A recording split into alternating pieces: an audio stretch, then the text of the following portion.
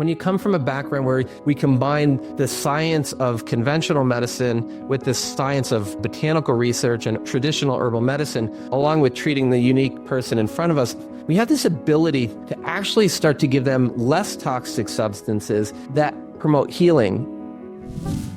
Hi, I'm Dr. Wendy Myers. Welcome to the Myers Detox podcast, where we talk about everything on this show related to heavy metals and chemicals and the health issues they cause. We also talk about bioenergetics and anti-aging and other advanced topics in health. And today I have my friend Dr. Tom Moorcroft on the show. And so he's a specialist in Lyme disease, and he's going to be talking to us about Lyme disease and why you're not getting better. And so many people have mystery illness. They have chronic fatigue. They have fibromyalgia, pain syndromes, brain fogs, and they don't understand what's going on with them and why maybe they don't have a proper diagnosis, or the doctor can't figure out what's going on with them. And a lot of people that are dealing with chronic illness should be tested for Lyme. They really should, just to at least rule that out with a Lyme-literate doctor like Dr. Tom Moorcroft. So on the show today, we're going to talk about how Lyme disease is often misdiagnosed and can mimic many other conditions like MS, fibromyalgia, and chronic fatigue syndrome, and how it's estimated that 3 to 4 million new cases of Lyme are diagnosed in the U.S. annually, or maybe not diagnosed, but are occurring. And we'll talk about Tom's multifaceted approach, combining conventional and alternative treatments. And that's going to be the most effective approach. And we'll also talk about how Tom addresses trauma, energy flow, and mindset, and how that's crucial for healing from chronic Lyme. We'll talk about bioenergetic therapies like Nest Health, or it's also called Energy for Life, that can provide insights and support healing and, really boosting the immune function. And we'll talk about how Dr. Moorcroft combines antibiotics with herbal treatments or herbal tinctures for acute cases. And for chronic cases, he has got this multifactorial approach, including herbal antimicrobials, addressing trauma and stuck energy, improving sleep, detox, and immune function, and using bioenergetic therapies like Nest Health, also now called Energy for Life. So really, really good show for you guys at Dr. Tom Moorcroft. He's a global leader in solving complex medical mysteries, and he completed his undergraduate studies at the University of Vermont before attending the University of New England College of Osteopathic Medicine. You can learn more about Tom and his work and his programs for Lyme and his telemedicine clinic at originsofhealth.com. Tom, thank you so much for joining the show. Hey, Wendy, thanks so much for having me. This is going to be really exciting. Honored to be here. Yes. Yeah. And, your specialty is Lyme. And so I wanted to have you on to talk about that because super, super important. I think there's a lot of people with mystery illness that really can take their doctor a long time to figure out what's going on with them. Very, very frustrating. So why don't you just kind of expand on that and what Lyme is exactly to start with? Yeah, so Lyme disease is kind of like the common name for, a whole myriad of symptoms caused by the infection with Borrelia burgdorferi or similar things. And Borrelia is a bacteria that's a spirochete or a spiral organism. And essentially, in the acute phase, a lot of people hear about the summer flu, and this is kind of pre-pandemic before people were getting flu all year round. But, joint aches and muscle pains, maybe some fatigue and fevers, a lot of cognitive stuff or brain fog, forgetfulness.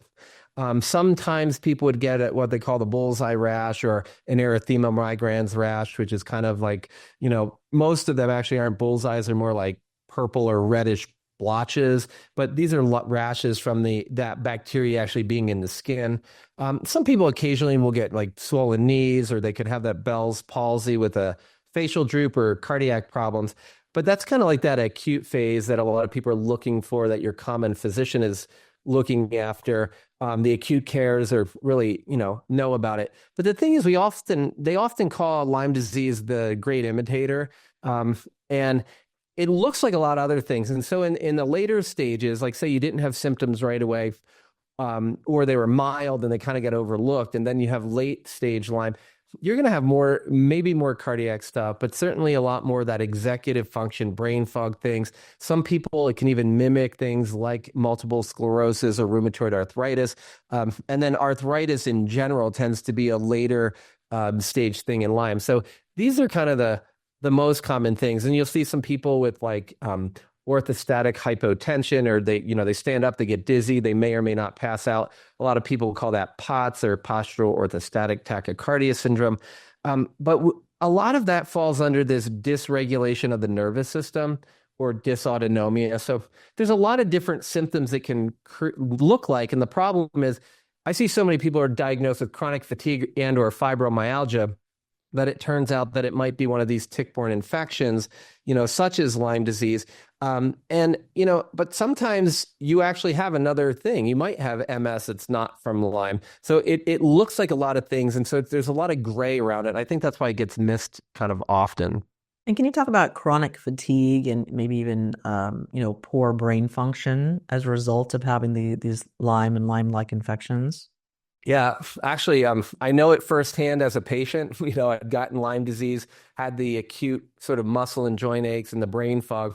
They treated me for 10 days, and then kind of and I got better. And then over the next 8 years, it crept back in, and I actually had chronic fatigue and fibromyalgia type symptoms, and got the diagnosis. Well, after all the psych diagnoses for about 4 years, and following all the rules, the medicines don't work, and they were just like, well, I guess it's just fibromyalgia and chronic fatigue. I'm like, great, that's like a grab basket to say that you have joint pain, brain fog, fatigue, and stuff. So the biggest thing I think that people see with the chronic fatigue is that it's fatigue that's unrelieved by rest is one of the key things. So you've gotten enough sleep for 2 or 3 weeks. Now, if you only catch up on sleep one night, you're probably going to be more tired than not. But if you've been sleeping for 8 or 9 hours for a couple of days or a couple of weeks, and you're waking up just exhausted, that may be one of the symptoms of chronic fatigue. That could be from Lyme or many other causes. The other thing you'll find is that we have a lot of sleep disruption, obviously, that leads to chronic fatigue. And then it kind of overlaps quite a bit with the brain fog, because the less effective your sleep is, the less effective brain detoxification is. And since somewhere in the neighborhood of 70 to 90% of all your brain detoxification happens in deep, slow wave sleep, meaning where you're really, especially that early first 3-4 hours of sleep where you're super deep, that's where the body's cleaning out the brain. And that's really that cleansing mechanism really needs you to be relaxed when you go to sleep and get parasympathetic. So you'll have less removal of toxin, and then therefore you're kind of like foggy during the day. And I think anybody who's had a bad night's sleep knows you wake up the next day, you're not at your best. It'd be very hard to be. But if you're chronically like that, you definitely have that buildup. And then the downstream effects of that can be direct, from not cleaning out the brain and the rest of the body as well. And as well as just the infections themselves lead to a lot of inflammation. So that's where we also kind of have that overlap between the fatigue and that kind of muscular and joint pain situation.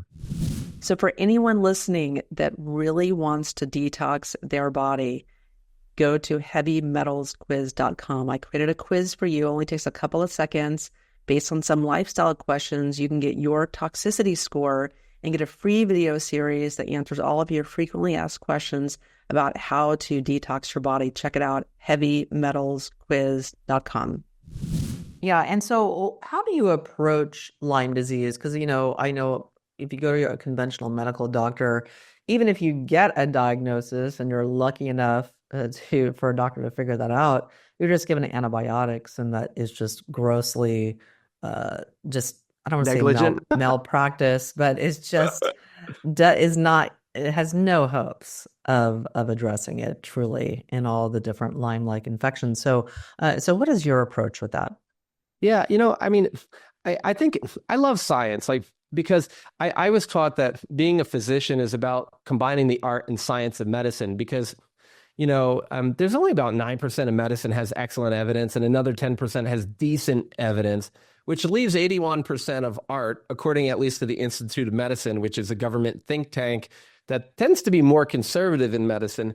And they were saying that 81% of medicine is the art. So I try to start with the science, but then go to what you were just alluding to, is where are people having problems? And when I look at the CDC or the Center for Disease Control and Prevention information, they say, hey, about 80% of people with Lyme will get better with 10 to 21 days of an antibiotic. And then they stop. And I go, well, what about the other 20%? And because they're the people that, when you look at research, about 75 to 80% of people probably do get better no matter what you do, as long as you give them some antibiotic. But then there's another 20 to 25% that we see, the people who didn't have the normal. And the research shows that some of these things that we call that keep Lyme and other infections around longer, allow them to survive in your body, are called persisters. And some people who know Lyme disease will hear about a cyst form, or a lot of people have understood the term or heard the term biofilm. And these are protective mechanisms. There's some early research coming out of mouse models at Johns Hopkins that show when you get bit by the tick that transmits Lyme disease, you can actually get persisters right away. And it just so happens that it happens at about 18 to 20% of the experimental animals. So you're like, wait a second, that matches up really well. So and the problem is, and if you look at the science, 10 years ago, 26, maybe 36,000 people a year had Lyme disease. Then the CDC figured from looking at insurance data, we were missing things. Oh, now it was like 370,000 people a year have Lyme in the United States. Oh, and then a couple years back, it went to 476,000. And recently, Medicare chart audits showed that that's probably a 7-fold underestimate. So you're looking at maybe 3 to 4 million people a year in the United States getting new Lyme. So just for, so if you're looking at 20%, we're like 80,000, 90,000 people, depending upon where your numbers fall. That could potentially be getting, actually, I should say closer 800 to 900,000 people per year getting chronic Lyme. So you're like, this is a huge group of people. So this is the group of people I work with most commonly. And I know you probably see a lot of it too, because it's not just Lyme, it's the rest of your life. It's the trauma you've experienced, the toxins you've been exposed to. I was probably more susceptible to Lyme and Babesia, which were my sort of thorn in my side for a while, because I had mercury amalgams, and then I had them removed, and then the detoxification was done improperly, so it really didn't do anything. Then I learned more and was able to take care of it. But I think that the big things with chronic Lyme is our medicines aren't really effective at getting to the persister forms. Now, we have some that are promising, but like one of the protocols is like, you got to be on like 6 different medicines, maybe 8, and like 20 supplements to help. And almost everybody ends up with some really big anemia and other problems. And then outside of that, we have a couple medicines that might help a little. And then the research shows that actually herbal botanicals are actually much more effective at addressing these persisters. So the beauty of that is, when you come from a background where we combine the science of conventional medicine with the science of botanical research and traditional herbal medicine, along with treating the unique person in front of us, we have this ability to actually start to give them less toxic substances that promote healing. And I was actually recently talking with a couple other well-known Lyme physicians on a herbal master class. And one of the things I love about the herbal approach is when we take the herb, we're utilizing the whole plant. It's not like in medicine where we try to fine tune and extract out that one thing that's active against it. We're keeping the whole plant, where we have the ability to do crazy stuff like, hey, I can give you, say, maybe an herb called cryptolepis or Chinese skullcap or Japanese knotweed, even cat's claw. These herbs not only have direct antimicrobial properties, they have much less negative impact on your gut, say, than an antibiotic would. But then they have great things like they can protect your kidneys and your liver and your brain. They can bring down inflammation, and they can modulate your immune system. So I might be able to give you 3 or 4 herbs that you basically put into a drink 2 or 3 times a day. And, and there's almost no side effect that's negative. And then the positive is, not only am I treating the Lyme, but I'm treating all the downstream effects that it's busted up in your body. Whereas in a conventional approach, I'd have to give you like 17 different antibiotics to do that, or and so I really do like that for our chronic people. And every once in a while, someone needs an antibiotic on top. But at the beginning of my career, when we had less botanical research, it was like you were on meds for 4 or 5 years sometimes, and then we give you a little herbs and we get there. Now you're like, you'd be on your herbs for maybe 6 or 12 or 18 months, and I might give you 2 or 3 or 6 months of an antibiotic and you're done. which is a completely different thing than what we had years ago. So I think the chronic approach really is looking at that, and all the advances we have in antimicrobial medicine, which is primarily these days botanical. And then also, like you and I always talk, you got to look at the whole person and not just the infection itself. Yes. And where does trauma play a role in there? Because a lot of people have persistent health issues simply because of emotional trauma, and that's shown in the conventional medical research as well. Can you speak to that a little bit? Yeah, I mean, and I know you know this from your work, and we've talked about it before. It's so important. You have the adverse childhood events studies that have shown, lifelong increases in risk of all kinds of sort of negative health situations. But to me, trauma, like I've talked to so many people about trauma, and it's almost traumatic using the word because everybody has like a mindset of what it means.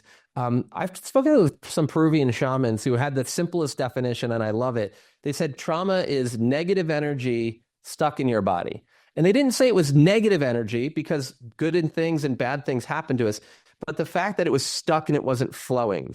And the lack of movement of this negative emotion and the energy around it kind of constricts, and it just kind of, and eventually you're going to see physical constriction around the energetic constriction. So you can have people with really crazy stuff in their pelvis, whether they had a sexual trauma or even other traumas. It just tends to, a lot of emotional stuff gets kept stored in that lower part of our body, but it can be other places physically. And then we also see that the immune system gets suppressed. And when the immune system's suppressed, it typically is because this stuck energy is almost like pro-inflammatory. So it's almost like if I were to get hit with a baseball bat, or, I tripped and skinned my knee, I'm going to have localized inflammation. Your body will literally develop inflammation around this area where you're protecting yourself and you're walling off this traumatic energy. And we have all this extra inflammation and immune suppression. And it's one more level of toxin, very similar to Lyme, that we have to address. So I think it becomes a really big deal for people to be open to we talk about, as an osteopath, the guy who started this profession back in the late 1800s, really, Andrew Taylor Still, this frontier MD, all he said was, we're giving people arsenic and strychnine, and that's hurting people. Let's stop doing that. And physical manipulation of the body can help it heal. Why don't we do that? And when people laughed at him because he was trying to apply common sense and stuff, and plus back then it was kind of like you never touched anybody, like a surgeon was a second-rate citizen, it was very different. But he just had to create this new profession, and he had two tenets that I think were, above all, that were really helpful. And one is that each human has a triune nature of body, mind, and spirit. And this is kind of before it became in vogue. But the body, mind, spirit piece of healing is important because it doesn't say that body is more important than mind or spirit or any other order. They're all part of who you are, and you have to look at each aspect and assess the health of each area. But he also said, let's not break it apart. Let's use those words as concepts for a framework of a discussion. But then in the end, your spiritual health and your physical health are integrally intertwined. So there's no difference, right? And I think that's really important. So if I were to kick you in the shin and it hurt, you're going to go, oh, well, mentally, I'm like, well, that hurt, and that why did he shouldn't have done that. And then you go back home and you're like, wait a second. Why did Tom do that to me? What's wrong with me? Because usually our default mechanism goes to what's wrong with me, not why does this a-hole kick me in the leg?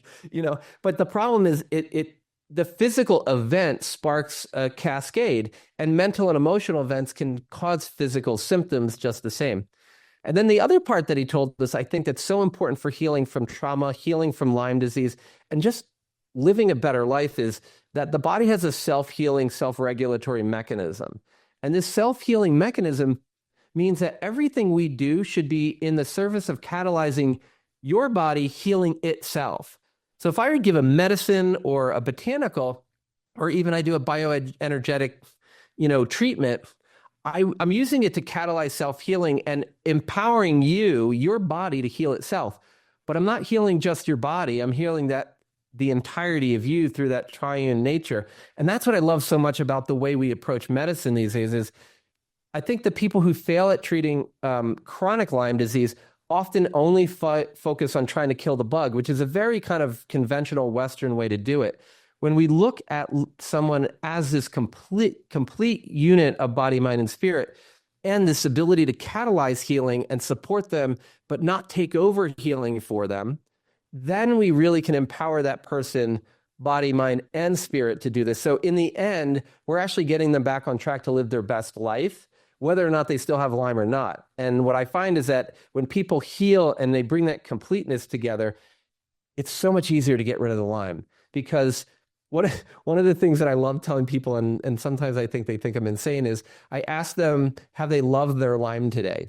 Or have they loved their mold? Have they loved their Bartonella infection? Or have you loved the fact that someone did something to you that was not appropriate back in the day? And I'm not saying that you have to like it. I'm not saying that you deserve it. And I'm not saying it's right. But I know that if I take my favorite politician or my least favorite politician and I send them some venom and I hate on it, it constricts. And if I send them love, it expands. And so if my opinion of Lyme or a politician or of mold is that I hate it, one little iota of that energy gets to its intended target, and almost all of it is focused internally on me, and I constrict around something. So if I can love something, which is an expansive, open healing power, I create a pathway in my body for it to release more easily. And again, it's kind of like the saying about your family, you can't pick your family and you have to love them. You don't have to like all of them. But it's like, I try to really lead with love because it's this openness that allows the energetic pathways to more freedom for these things to release. And because it's about me, right? It's my story. And I just want to make sure that I optimize my healing. And it's so interesting with the way you can improve immune function. One of the easiest ways to improve immune function, improve your sleep, which improves your brain detoxification, which brings down body-wide inflammation and all the things we've been talking about we would like, is just a little bit of gratitude. And so if we practice gratitude in the hardest places, as well as the easiest places, then we can open up and support our immune system in optimally functioning, which ultimately, by loving these things we don't want, we get rid of them more quickly. This episode is brought to you by Puree Supplements. So millions of people take protein powder every day. And if you're going to take something every single day, it becomes especially important to make sure that it doesn't have toxins in it that will harm you. And so that's why I choose and recommend Puree's PW1 whey protein, because after all the research that I've done over the years on the toxicity levels in many protein powders, especially plant-based protein powders, I'm very cautious when choosing a brand that I trust. And I personally only take whey protein powder. I don't do plant-based because of the toxin levels. So there's a really interesting study, a new one done by the Clean Label Project that was just published. And it's a study of 160 top-selling protein powders representing more than 80% of the market in the US. And shockingly, or maybe not surprisingly, it showed that nearly half of the top-selling protein powders in the U.S. exceed California's Prop 65 safety limits for lead, with a staggering 21% containing double the acceptable amount of this harmful heavy metal. And so this discovery isn't just cause for concern, it's alarming when you're trying to buy something healthy and you're taking it every single day. And as you know, the potential health impacts of lead exposure are nothing to take lightly, ranging from cognitive problems to reproductive issues, lowering IQ in children. So it's really a wake-up call that demands attention that we address on this show.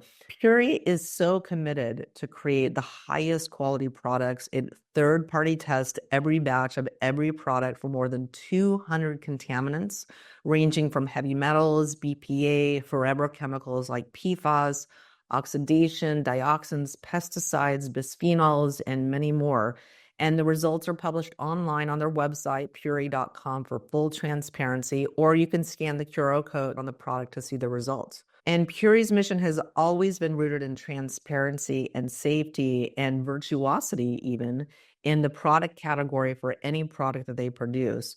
So you can thoroughly trust that any of their supplements are clean and of the highest quality. I would never recommend a product that I don't use personally. And so that's why I recommend Puree pasture-raised whey protein powder. It tastes great. It's super creamy and super delicious. And I also have peace of mind that the products are tested and clean, especially when it comes to the chocolate flavor, which can be the most contaminated with lead and cadmium and other heavy metals. And in P1W, you find real vanilla seeds from bourbon vanilla from Madagascar, which is known for its high quality and amazing taste as well. Each serving of Puree's PW1 contains 21 grams of minimally processed, clean, high quality whey protein powder from pasture-raised cows. So that means it contains no hormones, no GMOs, and no pesticides. No, thank you. I have never seen a supplement line that's this dedicated to the highest level of quality. And so for my listeners, Puree is offering a special coupon code. So you can try it for yourself for 20% off today. Just go to puree.com/Wendy and enter Wendy at checkout. So that's PUORI.com/Wendy and enter Wendy at checkout. Yeah. And so tell us about the role that Nest Health, or Energy for Life, as it's now called. This is a bioenergetic program. What role does that play in how you address Lyme with your patients? Yeah, I love this so much because when we do these voice scans or the hand scan, if you happen to do it in person, it really looks at how energy is traveling through your body. It looks at where you may or may not be depleted. And I tell my patients too, a lot of times they see something like gratitude, and they're like, and it's a high need. And they're like, wow, man, I am very grateful. And I'm like, yeah, but you might be spending a lot of energy to be grateful. So this Energy for Life voice scan is, in my mind, just is scanning the frequency of your body and combining some of the, more modern bioenergetics with traditional Chinese medicine, and looking at it in a way that just says, how can we optimize the way your body communicates with each different area of itself and works as a totality? So again, when I scan and I find where maybe there's some energetic needs, and I might give someone the treatment they call infoceuticals, like with the little salt water with all these wonderful frequencies put in. It's about catalyzing improved communication, improved energy flow, as well as putting energy back in the body. And what I love about it is when my patients do it, I'd say 99.9% of people are like, I just counted to 10 on an online recording. This can't work. Then they go, oh my God, it's me to a T. How did you figure that out? And when you give them the infoceuticals or some of the other ways that we can imprint vibration into people, it really is this foundation of opening up the body, very much like I was saying with love. It's like, but they don't have to do anything except take a drink of a couple of drops of salt water, a few different formulas once a day. And they're like, wait, how's this all happening? And it's just this amazing piece to start at. It really, to me, looks at the connectivity of the human body, both with itself and its environment around it. So all the goals that I'm trying to do through all the different programs we do and the mindset work and talking about love and meditation and getting them the herbs so that one of the things I love about botanicals, Wendy, too, is that not only are you getting like this whole plant that has many, many different constituents that are all positive in your body, it's also another connection back to the planet. Because a lot of people who are traumatized, whether it's from Lyme or an adverse childhood effect or even the pandemic, it's a dissociation and a lack of connection that keeps us stuck in that. And we want to reconnect to these things and allow the energy to flow. So plants allow me to reconnect to the planet, even if I'm not an outdoors person. And the bioenergetics allow me to not only reconnect with the flow of energy in my body, but to the universe around us and reconnect with life. It's really interesting, that frequency.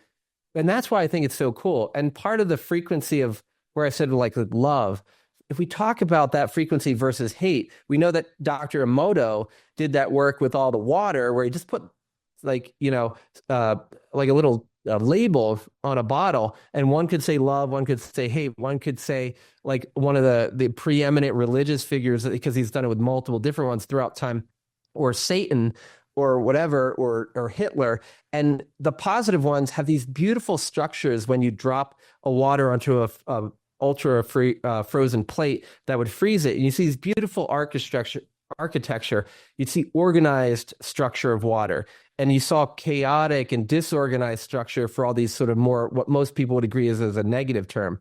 And we also know they have that research where, hey, if a plant's growing and you play it like thrash metal versus like classical, they grow differently. And so when we're in that frequency that resonates more with life, that's, that's really where we see that we're catalyzing that healing deep in the human body and reconnecting it. And I think that that's what the NES, as it used to be called, and the now Energy for Life scans are all about, is like really getting to reconnecting you in those areas. Yeah, bioenergetics is so amazing. I love using bioenergetics personally, and it's what I reach for first.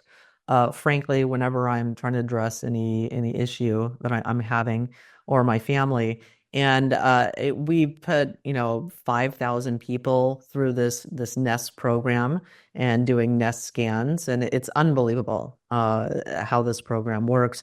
And part of that magic is scanning for and identifying your emotional trauma and releasing that in a very elegant, simple, inexpensive way that you can do it anywhere in the world. And on that same kind of line of thought, of bioenergetics and using that to address Lyme, have you used Rife or any kind of other modality like that? Or what is your opinion on Rife, which is like a plasma light frequency that can be used to kill pathogens? Yeah, I mean, I don't use a whole bunch of it myself. I think partly I have a huge selection bias in my population, meaning people who seek me out have failed those kind of treatments. Like I remember back in the day, I always said teasel root. All the when I first got started and I was in Connecticut, and all the naturopaths loved using teasel root. And people were like, well, does teasel work for Lyme? I'm like, well, there's a little bit of evidence it might work, but everybody I see either gets way worse and doesn't get better, or they just don't get better. But the naturopaths were effective at hitting like 95% of their patients. And there's only a really small subset of people, and they just toss them into my practice. So I know that a lot of these work. I know actually a lot of people who have found Rife working really well for things like tick-borne illnesses. And again, it's like, I happen to not see a lot of them because people have already, they're coming in saying I'm Dr. 8 or 12 or 25 in their list of people to see. But the stories of people I see who get the right machine, which I think is a huge, and I mean, you probably know more about that than I do, but getting the right machine and getting the right frequencies and utilizing them in the proper way, I've seen really, really amazing results for people. And one of the other things I think NES for me it works for almost everybody. Not everybody right away. Well, I think it works, but you don't always see the result right away. And I also think that some of my people who start with Rife before, say, they've done the NAS, or they've maybe, had a huge bacterial load and they might need some other things first or concurrently. You see 4 or 5 months later, or maybe a year later, that the work that they did before actually was effective, but they just had so much toxicity we couldn't tell. So I really like to start, and most of my people hate this because I'm like, you have to start with what you can do and let's work on those trauma layers. And that's where the NES Energy for Life stuff is so good. They don't have to go through and relive it, and they don't have to do a lot. They just have to say, hey, I'm going to commit to drinking a cup of water a day with the treatments in it. But yeah, the frequency, I love it. I mean, it's like, I think Rife works very similar to a lot of these things, like homeopathy, like love, like gratitude, or the opposites of those two words. In that, if we can, and especially if you can target the frequency of the organism to disrupt it in a way that either could potentially directly kill it, or at least remind the body that that's not them. And that's one of the big things I think frequency can do, is and again, some of it's knowing which one and what frequency to use and what device. And I know that you do a lot of work with that too. And I think a lot of times when people ask me for more specifics, I refer them to your work. But I've certainly seen amazing results with it. Yeah, and I love NES also, or Energy for Life, as it's called now, because it really brings the immune system online, essentially feeding it new operating instructions, so that you're then more able to innately address infections like Lyme. Your immune system just gets a boost, way more than you're taking vitamin D or zinc. That might be helpful, but this NES actual feed new operating instructions so your immune system works how it's supposed to work. And I think there's a lot of things working against our immune system today. Well, and I totally agree because the things that I see with it, one is like I remember like my daughter was planning to go visit after we moved out to Utah, was planning to go back and see her friend for like her 11th or 12th birthday. And it was our neighbor from, the neighborhood, and she was like dying to see her again. And it was this big thing. They had planned this huge trip, and my wife and my daughter were going to go out there. And the weather was so crappy in Connecticut, they canceled the flight. And she was gutted. So a couple days later, my wife goes out there to do some work and visit some family, but it's like the birthday party's passed. My daughter's like completely bummed for the last 3-4 days. And we go go over to Harry Massey's place because Harry's the guy who started Energy for Life. And we did a scan, and it was like it showed all the background stuff that's her as a person that she's just working on normally. But there was this huge thing about guilt and loss that came up, this acute trauma. And it was crazy because my daughter could see it and saw that what had happened in her life was picked up by this bioenergetic voice scan. And then we were able to take the infoceuticals that helped her in the acute phase work through that and not have it become like a lifelong trauma. And now she uses it. She's all the time. Anything goes on, she's like, all right, I'm on my infoceuticals. I'm feeling good. I might take a break for a little while. Oh, I feel like I'm not optimal. I'm not at that highest level. Or something happened socially, which in 2024, the social pressures of, I can't, compared to when I was a kid, we're just like, it's insane.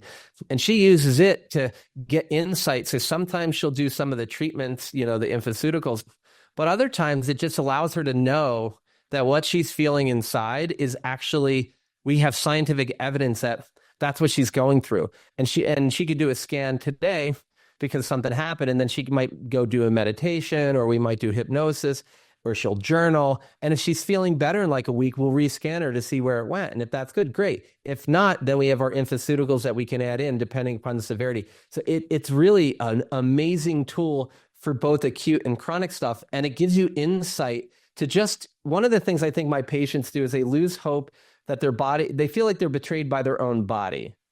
And I'm like, your body's never betraying you. It is always doing the best it can. Now, its best may not be what you want, and it might be stuck and needs help. But when you have a Energy for Life voice scan that says, hey, you're actually feeling this. This is what you're feeling in here is actually going on. And you have different avenues to support yourself through that. It's such an empowering tool. So I really enjoy doing that because it is. And it's like, when you look at all the people who get stuck, they're like, they label themselves. And this is one of the best. It was such a gift for me. When I was sick, I didn't know I had Lyme and Babesia until I was already 2 years into getting better, until somebody figured it out. Because, I had these symptoms, but no good label for it. Whereas if you're a Limey or a moldy, which is so common in the patient population I talk about, like, don't label yourself that way. Say that I have Lyme disease in my body, I have mold, and we're working on it. But when you label yourself that way, it becomes more of who you are. So like for my daughter, if she were to come home and just go, I'm depressed, it's a very different thing to change that around and say, I feel depressed today. Or my mood, I have a depressed mood right now. I'm feeling like crap. Whereas if you say I'm depressed, then you take on you put on the cloak and you wear the costume of a depressed person, or you wear the costume of a Lyme person. We don't want that because it's almost like I'm focusing on what I don't want rather than sending it love and focusing on the life and the passion I want. And I find that the voice scan helps so much with that. And even people with Rife, when they go and they're like, hey, I wasn't sure if it's Lyme or Bartonella is still there, or if it's sort of like this, EBV or whatever. And they run through different frequencies and it's the Bartonella, but I think the line's not there. It's so nice for them to go, I react to one thing, I don't react to the other. So they see they're making progress. And that's so a lot of the bioenergetics not only do a huge amount of foundational healing, boost the immune system, optimize the energy, like you were saying, but it also gives people a deeper insight into what they're actually feeling and what they're experiencing is real. And it also gives them hope in a way that taking an antibiotic just can't. Yeah, absolutely. Yeah. I mean, I know there has to be a multifaceted approach to addressing Lyme, and there's not a quick fix here.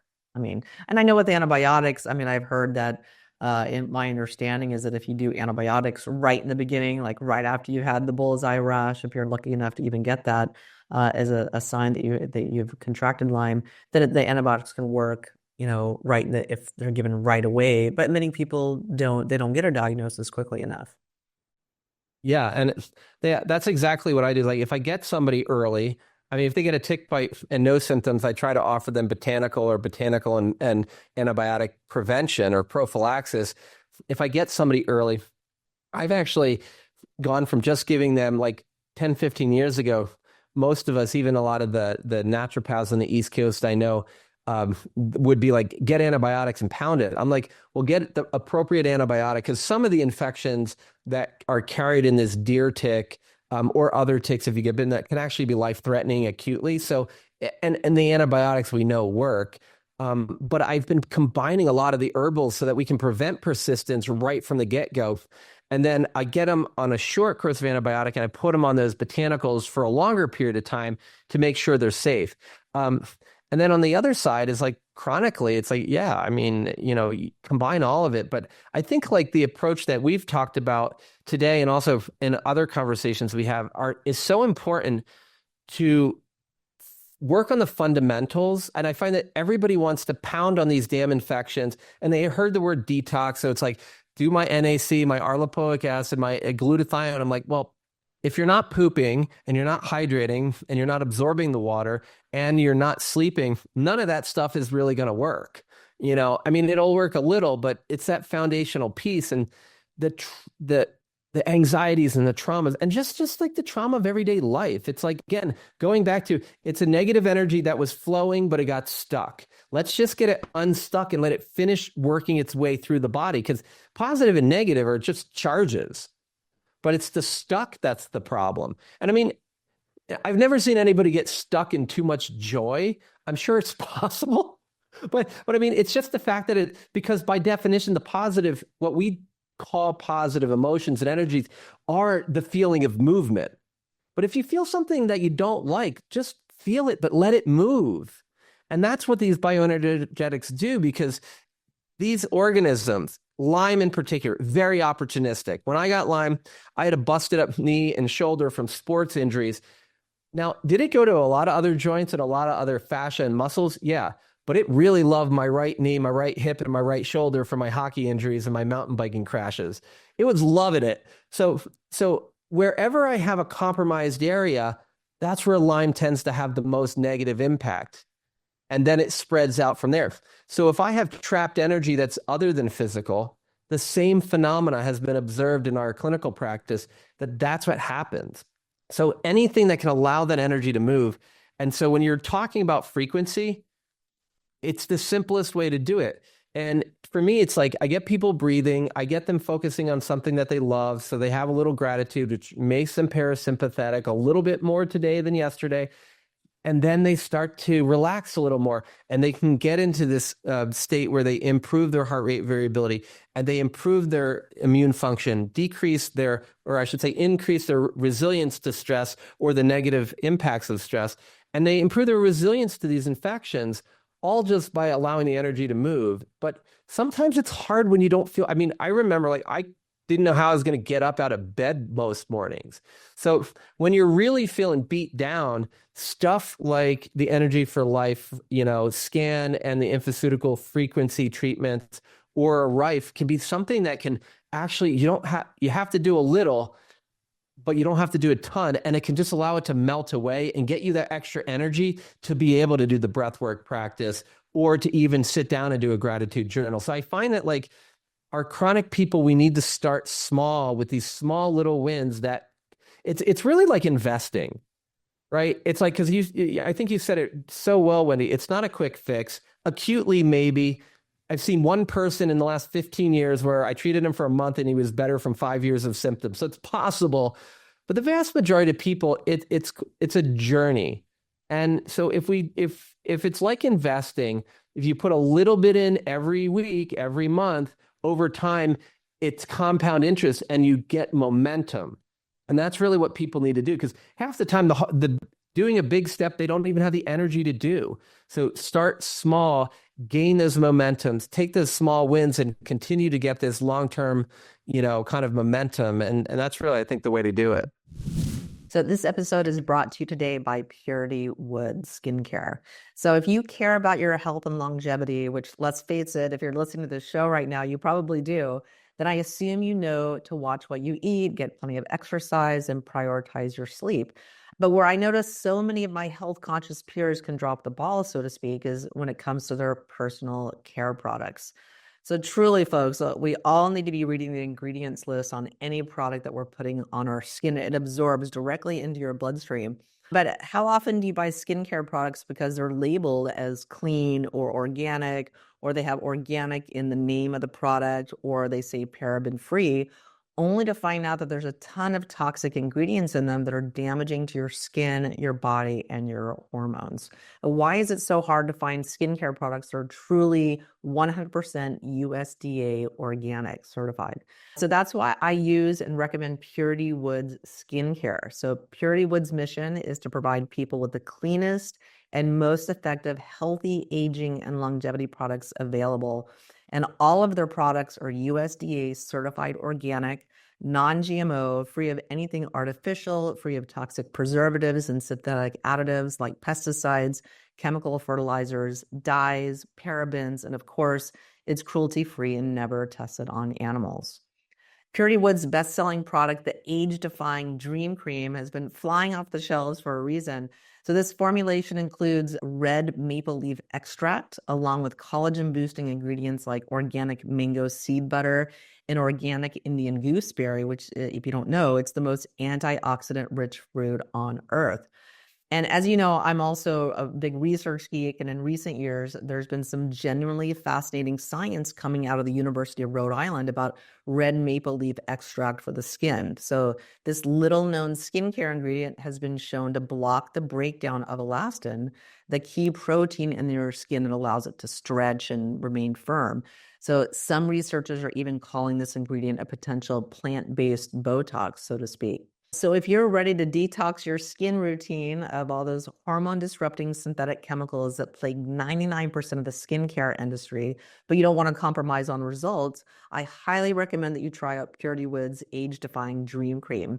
And if you don't agree that it's the best skincare you've ever used, your purchase is protected by their really generous 60-day happiness guarantee. But honestly, I've never seen a skincare product of this quality at this reasonable of a price point.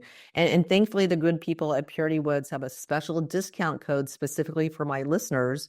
So you can try it yourself for 27% off today. Just go to puritywoods.com/Wendy or enter Wendy at checkout. So that's PURITYWOODS.com/Wendy or enter Wendy at checkout. Yeah. And so how can people work with you? So do you work online over Zoom and doing telemedicine? Yeah, we do pretty much almost exclusively telemedicine at this point. So if anyone's interested in learning what we do, they can reach out, learn more at originsofhealth.com. And we have a little button there if you want to apply and talk to us about, more specifically, if we can help you in your case, we have that. I also, for consumers, we have the Samara method, which is kind of like my we've boiled down everything that I learned through my own healing journey. And then a lot of the stuff we've been talking about, we even include our Energy for Life voice scans in it to help people get going. But it's kind of that mindset and heart set. And rather than making it really complicated, we try to make it really simple and stepwise, because that's the way I healed. And the people in my practice who get better do that. And then if any practitioners are interested, we also have the Lyme disease practitioner certification program, where I try to teach practitioners how to do less harm to people by early diagnosis, early treatment. If they're working with chronic people, how do we layer conventional approaches with this botanical, with the energy work? And then also, crazy thing, I actually I ask very strongly, promote practitioners taking care of themselves and leading by example. So I think we should all walk in as the healthiest body, mind, and spirit person in the room every day. I don't succeed every day, but I try my best, and I get there a lot of days. But it's like really we're beacons of hope, and whether we're a practitioner, whether we're a parent of a kid who's suffering, whether our partner's suffering, or maybe we just want to live a better life, the best way you can influence other people is to radiate this light of love from yourself and lead by example. So yeah, they're the 3 programs and the way people can work with us. And thanks so much for letting me share that. Right, fantastic. Yeah, I just love your work, and I think there's so many people that have undiagnosed Lyme that have chronic fatigue or fibromyalgia, and the doctor hasn't dug deep enough to figure out what's the really true underlying root cause of their illness. That's why I really implore people that are dealing with mystery illness to, seek you out and figure out really what's the underlying root cause of what's going on. Well, Tom, thank you so much for coming on the show. And everyone, I'm Dr. Wendy Myers. Thanks for tuning in every week, where I bring you experts on this program from around the world to help you upgrade your health and give you those missing pieces of the puzzle that you need, those insights that you need to reach your health goals. So thanks so much for tuning in. The Myers Detox podcast is created and hosted by Wendy Myers. This podcast is for information purposes only. Statements and views expressed on this podcast are not medical advice. This podcast, including Wendy Myers and the producers, disclaim responsibility for any possible adverse effects from the use of information contained herein. Opinions of guests are their own, and this podcast does not endorse or accept responsibility for statements made by guests. This podcast does not make any representations or warranties about guest qualifications or credibility. Individuals on this podcast may have direct or indirect financial interest in products or services referred to herein. If you think you have a medical problem, consult a licensed physician.